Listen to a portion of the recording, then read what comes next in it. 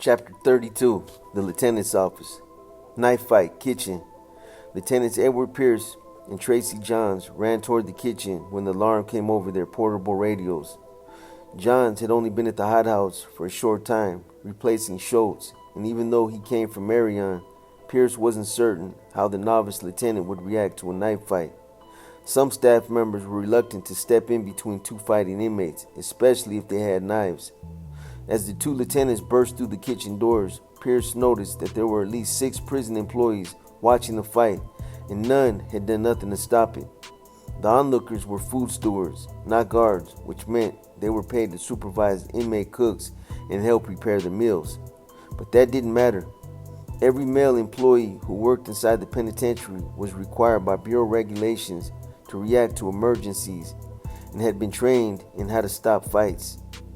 Every one of them. Later, when one of the stewards was asked why he hadn't tried to stop the brawl, he said, "Most of us have wives and kids or grandkids. You tell me you're going to risk your life by stepping in front of a knife when you have one lousy piece of shit trying to kill another lousy piece of shit?" Lieutenant Pierce didn't feel that way.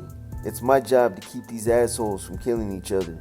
And I'll be damned if I'm going to end up in some federal court somewhere trying to explain to a judge why I watched 2 inmates stab one another and didn't do anything to stop them.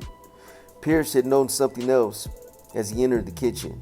Lieutenant Johns, longer-legged than Pierce, had passed him when they were racing to the fight. But when they reached the kitchen's double doors, Johns had slowed down. "We hit the door at the same time," Pierce said, and I wondered to myself, "Hey, what's happening here?" So I put Johns to a test. I said to myself, "Okay, let's see what you were made of," and I intentionally went for the victim. That left the guy with the knife for Johns.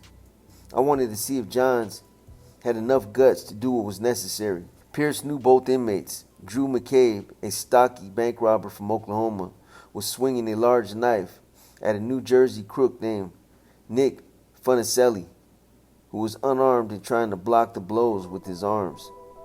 Blood spurted from at least a dozen cuts on Funicelli's hands, forearms, face, and chest. "Put the weapon down," Pierce screamed as he dashed past McCabe and tackled Funicelli, knocking him to the floor. Pierce shielded the inmate's body with his own. McCabe lunged forward. Johns didn't hesitate. He grabbed McCabe from behind, wrapped his arms around his chest, and jerked him up, forcing McCabe to raise his hands over his head. Johns locked his hands behind McCabe's neck and fell to the floor, taking McCabe with him.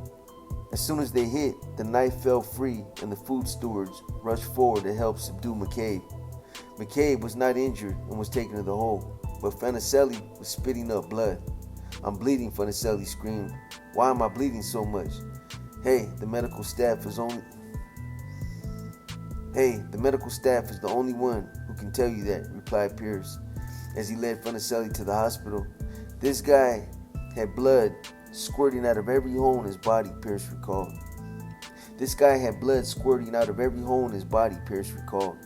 "I got his blood all over my ears, shirt, pants, forehead, tie tack. I mean, he was cut from asshole to appetite."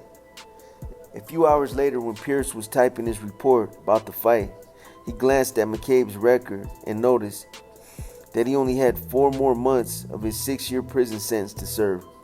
"This asshole was practically out the front door," Pierce said. Why had McCabe risked getting more time in prison when he was about to be released? Over in the hole, McCabe later explained that he had been forced to stab Funicelli. "The trouble began 3 days earlier," he said, when an inmate rushed into his cell and said, 'Hey, Funicelli says you're a rat. He says you snitched to the cops to keep from going to the hole. Well, what are you going to do about it?' 'What the fuck business is it of yours?' McCabe replied. 'Keep your fucking nose out of it.' But he was worried. If I don't do nothing, Funicelli is going to keep telling everyone I'm a rat, and guys are going to believe him. Because they're going to say, McCabe must be a snitch, or else he'd do something to shut Funicelli up." McCabe said he tried to resolve the problem by asking a mutual friend to talk to Funicelli. "I wanted to know if Funicelli was willing to apologize. He was drunk when he said it, and probably just shooting off his mouth. I figured it won't be too big of a deal this way if he apologizes. But no, when my mutual friend asks Funicelli, the dumb motherfucker repeats it. He calls me a snitch again. I couldn't believe the son of a bitch was doing this, McCabe continued, putting me in this sort of a spot, because I'm about to go home. But I got no choice now. You gotta understand that in here, you can't let nothing slide. It don't matter if you were 10 years or 10 minutes away from going home. If I let Funicelli get over on me, let him call me a rat, then all sorts of guys would have moved on me. I'd have guys telling me to bring back ice cream cones from the commissary, telling me to do their laundry, and then bending me over and fucking me. Cause word would get out, hey, McCabe won't fight cause he's about to go home. I know these guys in there, and a lot of them is okay, but some are animals, and I mean dirty, stinking, rotten, filthy scum to the earth, and they'll make your life one fucking long nightmare if you ain't willing to draw blood. So, you see, I really didn't have a choice. I had to stab him. McCabe's explanation and rationalization was of no concern to Pierce. It's an FBI matter now, he said. Besides typing his report, Pierce filled out another piece of paper.